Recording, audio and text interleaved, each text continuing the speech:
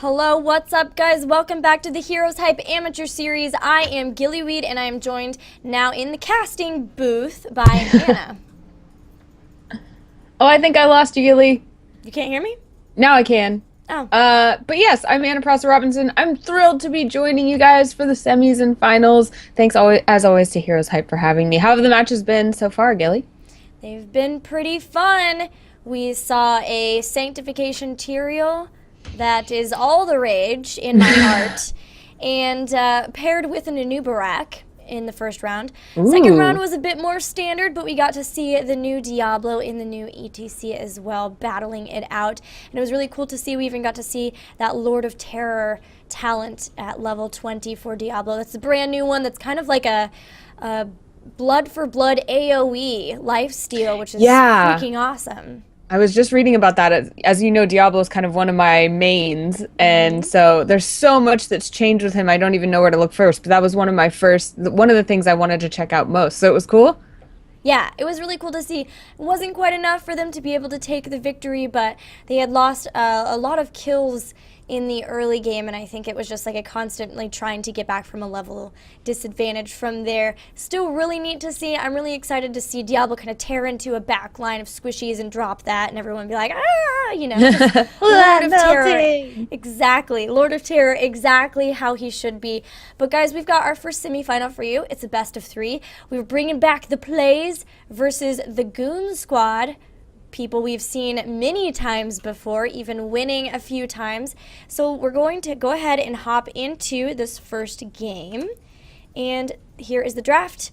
The Pleyz versus Goon Squad. First pick, first ban, going to Goon Squad on Sky Temple. Ooh, Sky Temple, a fun one. Always lots of action on this map. So looking forward to seeing what these teams will choose. Goon Squad, of course, a familiar name, but I've never seen the Pleyz before. Can you tell me anything about them, or have you seen much of them so far? We have. We actually saw the Pleyz in our first match, I do believe. And while they are new, there are names that you will recognize, like Yao Cao, Pirate Rum, Lex Uther, Evan Drende. So really it's Zeus who is a little bit new to me, but I think maybe we've even seen Zeus in one before too. So it's still a name or a team or names that we recognize on the team, even though it's new. Yeah, totally. Well, it looks like the first ban for Goon Squad is going to be Jaina, so even post-patch, she is a damage dealer to be reckoned with, and Lost Vikings ban from the Pleyz. Exactly right. We've seen Lost Vikings ban, I think, maybe every single game, but I think this might be the first Jaina one we've seen.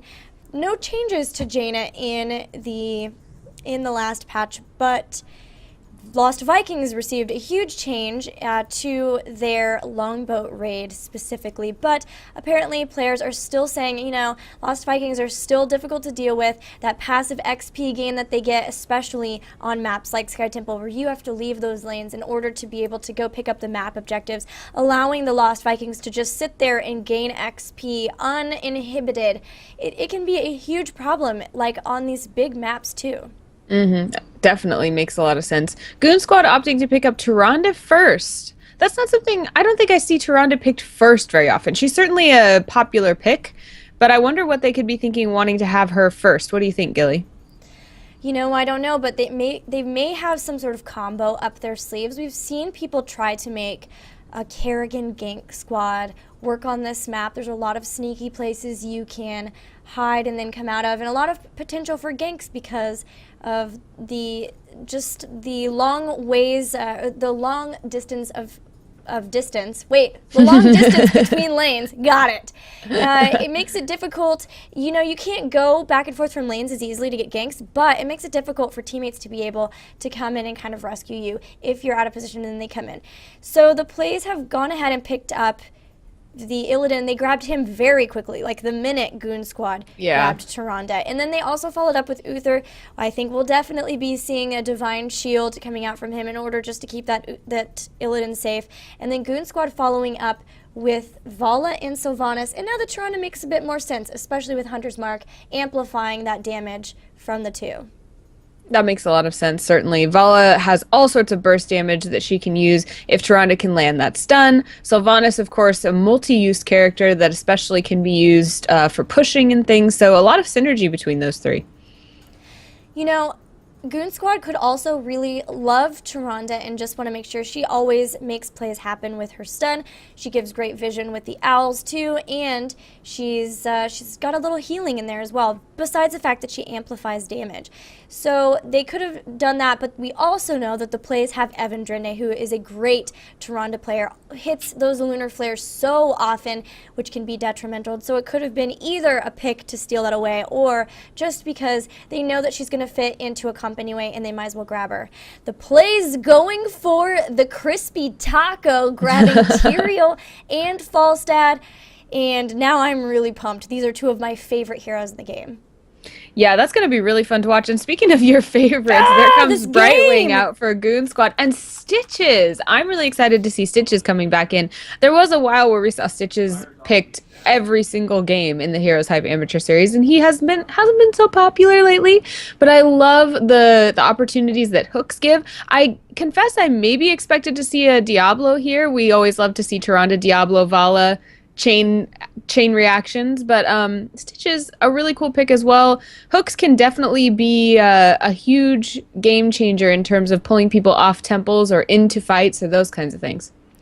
You know, I casted a match, an ESL open match just this week, where the Goon Squad grabbed Tyrande away from a Diablo and then went with Stitches, and it was deadly. They were landing those stuns and the hooks like it was so easy. They made it look easy, and those are not easy things to hit, especially the lunar flare comboing that off of things.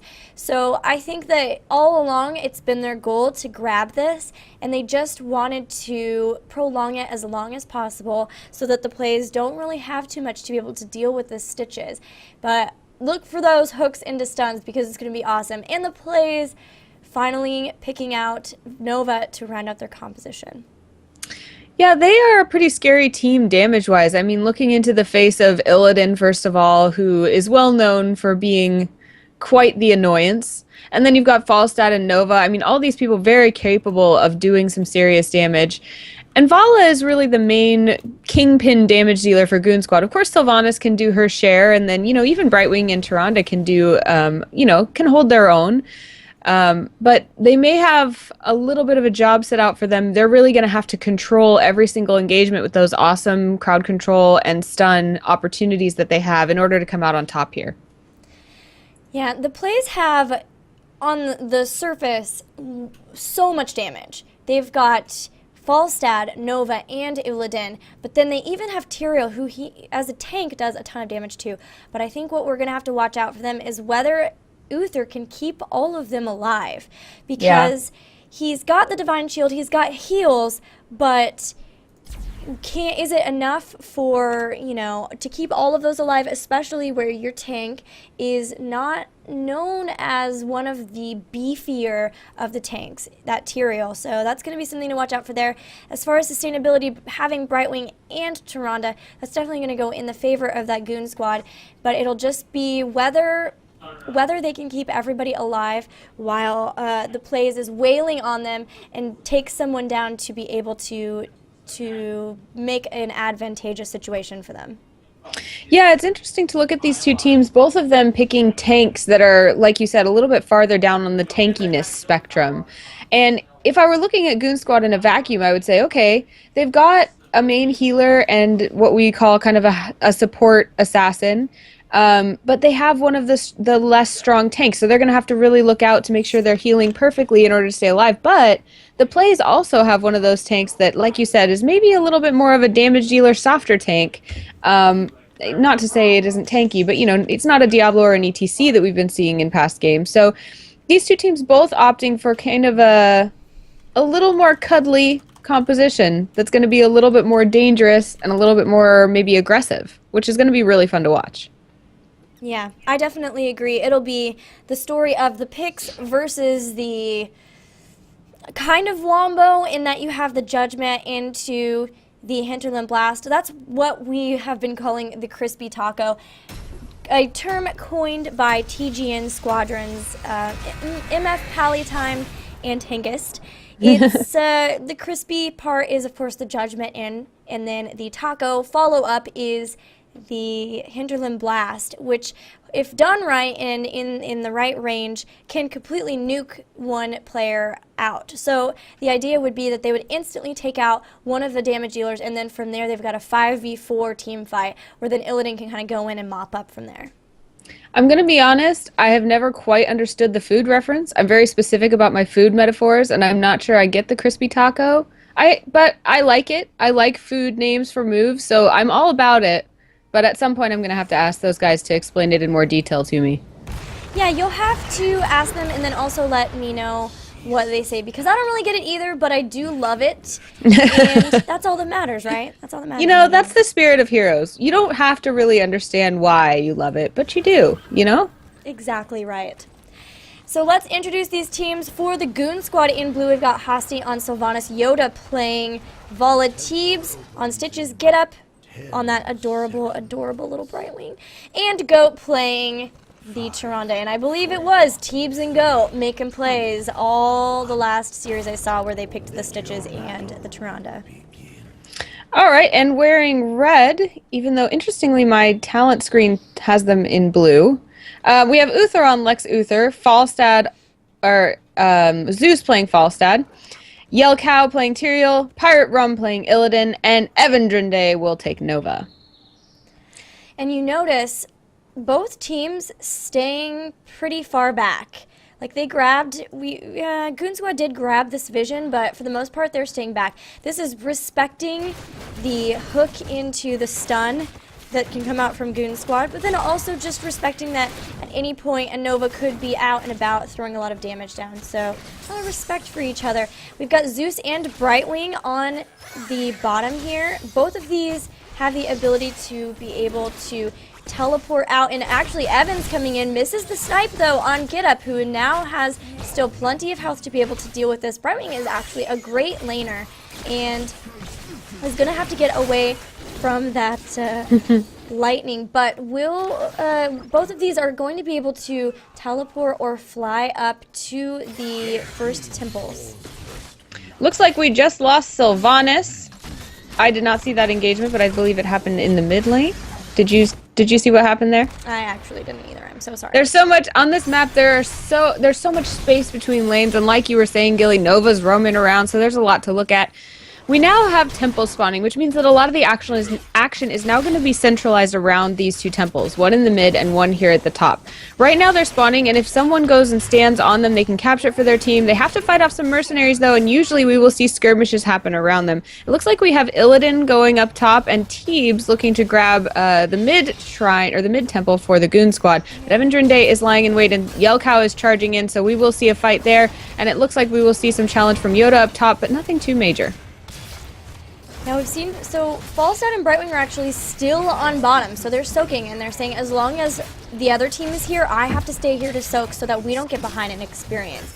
And so they're just continuing to trade at this point, trading out. Now remember that this mid temple will provide more experience if you can get all of the shots from Evan, taking a lot of damage there from Hasti and Goat. Hasti actually choosing to use the Banshees to chase, but will have to leave and does take a little bit of damage from Yell Cow. But now the mid temple is there, will take out this tower, and that's why it gives a little bit more experience. You actually do get to get that that tower as opposed to just the well up top. Right. It looks like teams, like you said, willing to trade at this point because overextending, they don't want to give themselves any kind of disadvantage going into this early game. We do see that there's a smidge more experience, like you said, here for Goon Squad, but nothing that can't be overcome by the Pleyz. That has so many meanings. The Pleyz, exactly. Their Pleyz and the Pleyz, yes. But anyway, they're both climbing to about the same level of level 6. Pirate Rum for the Pleyz, going to take these bruisers up top. Looks like we have some Siege Giants coming down for Goon Squad as well. Now, one important note here for talents. We've got 2 protective shields here on the side of Goon Squad. They know the damage potential from their opponents is huge, and they are going to just continue to work on the sustain, which is something that they definitely have more of with that double support. So they've grabbed 2 protective shields. Vala is actually going for that Hungering Arrow build, so that's also going to help with the self-healing a little bit. And Goon Squad, knowing that they're almost to level 7, are going to try to steal these giants, but now Teeb's taking quite a bit of damage there from Zeus and Yelkow. This one giant is getting rather low. They don't really want to just get rid of it here. Everyone is here except for 1 hero each from each team. And now Pirate Rum's taking a lot of damage. Gonna have to get away. Does barely get away. Teeb's also getting very low and will be picked up. And that's going to be, is that first blood there? Oh, no, we had the Sylvanas before, so not quite first blood, but definitely one of the most important kills so far in the game. We saw some great healing come down on Stitches, but couldn't quite keep him alive. Again, we're reminded that Stitches, again, is not one of those ones that's going to be able to stand in the middle of the fight and take hits for their team as extensively as some other tanks. So we'll keep watching for that, but it looks like the temples are about to activate again, but this time it will be only the bottom temple. We know that one is a little bit trickier because the ingress and egress, or whatever you say that's really technical about how you get in and out of this temple, is a lot more difficult. It's a bottleneck. So we see that the Pleyz are going to go in and take control right away. They're going to probably be able to zone Goon Squad out quite well, but if Goon Squad can kind of trap them in there and use the bottleneck to their advantage, they may have some trouble. So for now, Pleyz have got this. The Goon Squad were a little bit late in grabbing their bruisers, and they needed those in order to push up again. So they're just now starting to maybe try to engage into here. And basically all of the shots so far have been picked up. And oh, a great pull on Zeus, but wasn't quite stunned there. And now they're coming in, trying to deal a bunch of damage. Remember that they are definitely the damage dealers here. Nova is kind of working around, trying to maybe get a good shot off on somebody in the back line. She does best and does throw down a snipe on Hosty. But we talked about the healing from the Pleyz, having only that Lex Uther to heal, and that is definitely the case here, as everybody from the Pleyz is getting rather low, whereas Goon Squad is completely healed up. And instead of even taking, oh, actually the temple is done, so they're just going to continue pushing here. They have the level advantage. They are level 9. Still a little ways out, though, from those 10 talents, and now Pirate Rum is jumping in, and we're going to see Goon Squad try to disengage. Yeah, they definitely don't want to push their luck here. It's too early in the game to take unnecessary risks. They're going to move up the map, and it looks like they're going to be looking for some mercenaries or other objectives. Interesting that they're not leaving someone there in the bottom lane. You've mentioned Soak. Maybe they're feeling a little bit comfortable with where they are. Brightwing heading back down there. So really keeping an eye on that as the Pleyz actually close in, and they're a tiny smidge ahead in experience right now. Yeah, and this 4 on bottom is pretty low, too, because the Pleyz had so much of that, so much of the temple for so long, and they're going to be able to close out the experience here and pick this up. This is going to rocket them into almost level 10, and now they're neck and neck for those level 10 abilities.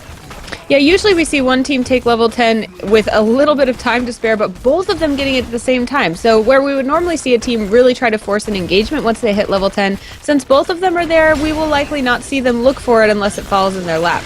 And there was the crunchy taco right onto Toronto. Instantly was taken out. Now Sylvanas is down. Teeb's running for his life, dropping the bile gas, or putrid bile that is, but still not going to be enough, not going to deal enough damage to get them to go away. So he is going to drop as well. Now only Brightwing and Yoda on that Vala remain, and Illidan is on the chase for Brightwing. Get up, will get away, but for now, that is an engagement that's going to favor the Pleyz. Yeah, I think Goon Squad just wasn't quite in position for an engagement, and the Pleyz took advantage of that. Get Up had to use Emerald Wind in order to escape. And speaking of Emerald Wind, we can quickly go over the heroic abilities here. Maybe just after we get this fight, as Yelkow is going to be stunned, does pick up Divine Shield to make him invulnerable, and will get away. That was a great Divine Shield, but this 4 in the middle is going to go down, so that's going to help Goon Squad continue their little bit of an experience lead, but so far we've been neck and neck. Anna, what heroic abilities do we see? Looks like for Sylvanas, in terms of Goon Squad, we've got Wailing Arrow for Vala. We're going to see Strafe, Putrid Bile for Stitches, Starfall for Tyrande, and Emerald Wind for Brightwing. For the Pleyz, we've got Nope. Goon. Oh my gosh, my overlay's messed up. I promised. Yes, for the Pleyz, Uther is gonna have Divine Shield, Hinterland Blast for Falstad. Tyrael will take Judgment. Illidan will have Metamorphosis, and Nova will take Precision Strike. All right. Anything particularly of interest to you there, Gilly? Just the Emerald Wind is not going to be as much sustain, but will help with disengaging from the Illidan and the Tyrael as well. So we do have Goon Squad picking up these forward giants. It's going to help them with quite a good push as they already picked up their own giants. So they're headed after this bottom fort. And because they've got such a good push here, they're going to be able to save some of the shots from this bottom temple, which they picked up. But the top temple did go to the Pleyz. Yelkow was able to get all of the shots from that and then is now going to heal back up. And we might see an engagement here as both teams round up those 13 talents. And there's still quite a bit of this temple left. They could try to engage in here and get the rest of the shots. It looks like they definitely have something in mind, kind of posturing around that boss, looking to pull people into an unfavorable place to engage. Pirate Rum is going to jump in and start the battle. Looks like Goat will get very low. Will Goat go down? The Hinterland Blast takes him out. And took out a significant chunk of Hostie's health as well, and they were able to clean that up as well, so Sylvanas is also out. There goes Vala too. Only Nova is down at this point, so this engagement is hugely favoring the Pleyz as they also pick up the Brightwing, and now with only Stitches left, this is a great point for the Pleyz to go ahead and go after this boss. They know 22 seconds until the support for Goon Squad is going to be up, and so they've got a great window to grab this boss. Yeah, this one can be tricky. We've seen so many games where this boss is a deciding factor, and choosing to take it at the wrong time can spell disaster for your team. So absolutely a great call by the Pleyz to take advantage of that time, and they had to go for it right then because, as you can see, all of the Goon Squad are now alive again, and they could come steal it if they had hesitated even for just a few seconds. Important to note, Spell Shield on both Sylvanas and Vala. So they know that they are really getting her, especially by Falstad and Nova, who throw out a bunch of spell damage, ability damage, and so they grabbed this Spell Shield, just trying to mitigate that as much as possible. But even with those level 13 talents, the Pleyz still were able to pick up that fight. So they're going to have to look at what they can do in order to start winning some of these team fights. Yeah, Goon Squad not far behind in terms of experience, but definitely momentum-wise, they're feeling the burn a little bit. They're going to have to look at how they're engaging, where they're engaging, and where they can soak up a little bit more experience to close that gap. They actually still have a fort up, whereas all the forts of the Pleyz are down. So in that respect, at least they are keeping up with structures. Oh no, Teebs a little bit out of position here and will go down to the Hinterland Blast. A Wailing Arrow comes out, but nothing really to capitalize on it, and so they're just going to back away. The next temple phase is about to spawn. It will just be that center temple, and it looks like the Pleyz would love to come in and go ahead and press and take out this fort so that no shots will be wasted on this. There goes the Judgment and the Metamorphosis. Yoda getting very low, already tried to vault away and got stunned on top of that. Will go down, and now the Pleyz can go in and safely grab that top or that mid temple. Yeah, very smart decision making by them, looking for those opportunities and taking advantage of them. Knowing the temple was going to spawn, they could have chosen just to get that fort and fall back, play it really safe, but grabbing that pick is really going to help them hold on to that temple and fully maximize their impact here.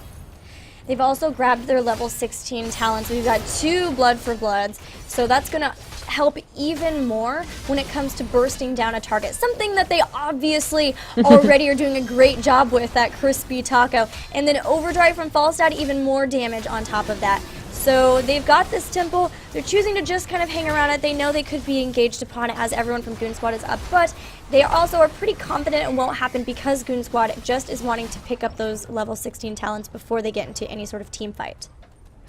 Now we're starting to transition, into the later stages of the game. Looking at these two team compositions, what kind of changes do you think we're going to see in terms of strength here when we go toward the late game with these compositions?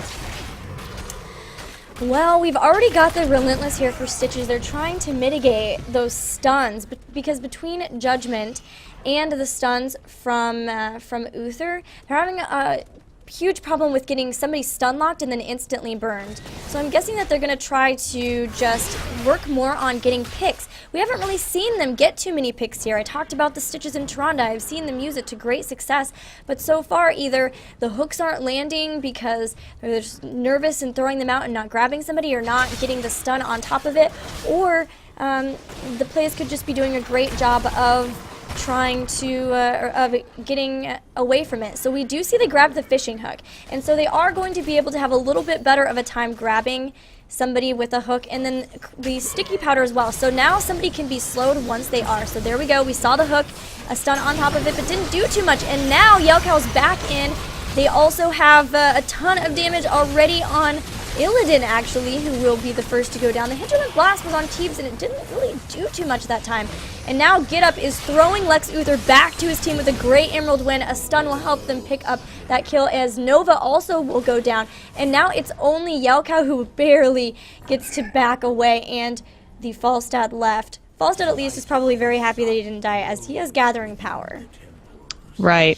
Really interesting there that, like you said, we saw that hook go off and a stun follow-up, but there wasn't a whole lot of damage to follow up on that. But it was a good enough initiation that the battle did end up going in Goon Squad's favor. So interesting to see how, like you said, those picks may start to pick up, and those might be the determining factor. They are going to take down this top wall and towers and then make the decision to fall back, as those tasty temples are ripe for the picking, and they're going to go for this center one right away. Yeah, not only did they grab the fishing hook, but they also got the sticky powder, choosing that instead of criterize because it means that they can polymorph somebody as soon as they're hooked and then they're slowed. And then from there, they've got the True Shot Aura for more damage and 2 Blood for Bloods, just like the other team, so that they can burn down a target very quickly. So they're both kind of going for that same take someone and burn them down really fast, whether it's through a crispy taco or through a hook into mad damage. That's what they're both trying to make work, and it's just going to be which team can, you know, make it work better as we get into the late game. Yeah, both teams again trading. They we have the Pleyz down here on the bottom temple, but they also have Siege Giants pushing along with their temple down here on the bottom lane of Goon Squad. Goon Squad has this mid temple, going to take all the shots, and they've got nothing pushing in the lanes that they're pushing on. I've actually got bruisers for the Pleyz pushing against pushing in the top lane as well. Oh, Yelcow does Eldrune out for now, but does not get stunned. That cleanse was huge from Lex Uther. That would have been a dead Yelcow there, but instead a beautiful cleanse from Lex Uther means that he did not get stunned from that lunar flare, and they made the escape. Such a cool pickup there. We often see Uther grabbing that cleanse in their build, but being able to use it at the right time is everything. Goon Squad going to fall back and take their Siege Giants, going to get some more pushing for themselves on the map. Looks like they'll also be looking for their bruisers as well. The Pleyz already have taken their bruisers. They're grouping up and heading toward the bottom. They might grab these Siege Giants, and both teams are just looking to make sure that the pressure stays going in these lanes. Still a fairly even game in many respects. Yeah, super even. We do have one keep down, but keeps for the Pleyz are also fairly low, at least the mid one, and looks like the top is at least open and available to take a lot of damage. So now the Pleyz are going to force this boss, and that means the Goon Squad's going to have to come down and answer. Uh-oh, getting stunned. Oh, looks like it was just a Nova hologram. So Goon Squad knows it. They are starting to come down, and the Pleyz are going to get spotted immediately thanks to a great owl there from Toronto. So they're going to once again try to get a good setup. Both teams are just going to be hiding, trying to get as best of a setup as possible. Yoda's got to be careful, though, because a quick judgment into Hinterland Blast could just nuke down somebody as squishy as Vala. They are looking for the team. They've shot the owls. They're really trying, and now since the owl's not there, we see that both teams are moving up. We've got the temple phase, so for now the boss probably will be forgotten, as these will be the priority. Uther running right past that middle temple toward the top lane. Looks like they may be looking to grab that top temple. Interesting, as we do have a fort ready and waiting and a wall with two turrets, or two turrets up here on the top for Goon Squad that could take some hits. But the entirety of the play is going to group up, clean up this lane, and yes, go for that top temple. While I thought Goon Squad was going to go for the middle temple, but it looks like instead they are going to take that boss that we thought was forgotten. This sometimes happens, but if the Pleyz is watching, they're going to notice that nobody's on the map and nobody is taking the temple, and they know what this means. They know that they're a boss. Now, whether they choose to just grab both temples, it looks like maybe that's going to be the case. They are. They're just going to grab both temples. This is way advantageous for them. They only have one more keep to get through, and then it's just the core. And now Goon Squad have picked up the boss, and they're going to come up to this mid temple, which means the Pleyz have to get away. They've still got, well, they did have the top one. It's still got half its shots left, and it looks like the Pleyz want to engage in here. Both teams are 20. There comes the Metamorphosis. Will we see the Judgment? There's a Precision Strike. Doesn't really hit anybody. There was also the Hinterland Blast. Again, not hitting too many people. Illidan's pretty low. Does get Divine Shielded and healed back up, but because they really didn't catch anybody with that Judgment and Hinterland Blast, it's kind of, it's difficult for them to really get anything done now. They took a lot of damage from there, and they're going to have to back away and defend, which means this is going to give Goon Squad a huge opportunity. Yeah, really well timed by Goon Squad, especially that Emerald win kind of forcing the Pleyz to disengage because they no longer had a good position. They had to run away. They had wasted their time with that Tom Temple not getting shots. They didn't get many shots out of the mid temple, so now Goon Squad is saying, we got the boss and we got a lot of shots off both these temples, and our top fort is still standing. So they took a big risk there, but it paid off. Yeah, it really paid off. This bottom temple, this bottom keep is now pretty much, it's actually lower than the top keep for Goon Squad. So with that really smart decision making, they were able to even out this game, pull ahead even a little bit as well. And both teams have picked up their level 20 abilities. We have the possibility of looking at them as both teams just seem to be going for their giants as well. Uther did grab that redemption, so he'll be able to respawn at the ghost location every 180 seconds, and then Call of the Wild Hammer, better Hinterland Blast, Hardened Shield for both teams' tanks, and the continuous wins as well for Brightwing. Let's see, Rewind for Nova, the demonic form for Illidan, and Deafening Blast for Sylvanas. So both choosing to kind of upgrade their level 10 abilities, but Hardened Shield's just going to mean that both of these tanks are going to be harder to burst down now. We can see that Goon Squad is really cognizant of the fact that even though they got a real advantage that they wanted there, they certainly are not in the clear. They have to watch, as Winions could make it all the way to their core in multiple ways. They've got some bruisers pushing down on them at top, and the Pleyz are certainly not content to sit back. They kind of made eyes at those bruisers on the Goon Squad side of the map. They're staying grouped up and ready to get a pick if they can. They've proven that they are willing to do that and ready to do it at any instant, so they're going to have to be careful. Goon Squad is going to have to be careful to make sure they don't. Oh, they're going to lose those top bruisers. Well, at any point, Stitches could come back in and try to get a pick, and I bet he does that. They're being really careful of trying to disengage here, and they will do so. They know that at any point, a pick at this juncture, this late in the game, could mean the end of the game. And now, this is going to be it. This will decide it. We've got 3 temples spawning, all of them. And it's going to be whatever team can hold on to 2 temples the longest. Already at top of the Pleyz is leaving Lex Uther there. They're probably going to rotate down at this point. But they've got a difficult situation here because if they want to, they're either going to have to engage into all 5 here in mid or try to go down to bottom. Falstad's flying bottom, but that means that only 4 are here. And because they see that the temple's red, oh no, Yokow does get away. And Evans got so many hollow decoys, making it difficult to know who is who. There is the invulnerable, the shield. They're just trying to hold on to this as long as possible, but the continuous wins are dealing so much damage. Now Uther is down, so is Tyrael. There goes Illidan. They've got Nova up still, and Uther will come back after his ghost ends most likely. And Nova now and Falstad have picked up Gilly, the core is going down for Goon Squad! Ah, yeah! They just had to hold the temples for as long as they possibly could, and they did. Wow, sending Falstad bottom was such a clutch idea because even we were distracted by how much fighting was going on. Goon Squad really had those 2 top and mid temples under control, but they didn't have somebody standing on that mid temple the whole time. We thought that they might leave Brightwing behind, but it looks like they were really worried about being able to win the engagement, and rightfully so, as that continuous wins was a huge major factor in winning that last team fight. But Falstad just sitting down there on the bottom temple eventually got through to the core and just quietly broke it down and won the entire game. Yeah, you know, the global map presence is really what made it for them. Like, Brightwing can teleport, but she can only teleport to her fellow heroes, and they were all 5 there. They wanted a wipe so that they could just stop the temples from attacking their core. But, you know, they had 2 lanes pushing for so long with catapults on them. They had two keeps down way before we saw the Pleyz lose any keeps. And so that was constant pressure on them. That meant lanes were already pushed. They had Winions constantly going in that they had to go deal with. And then because Nova was able to get out, even though they lost those 3 heroes in that fight, they had Nova who was able to just go straight to that mid temple. Falstad flew to the bot knowing that the team was coming up to them.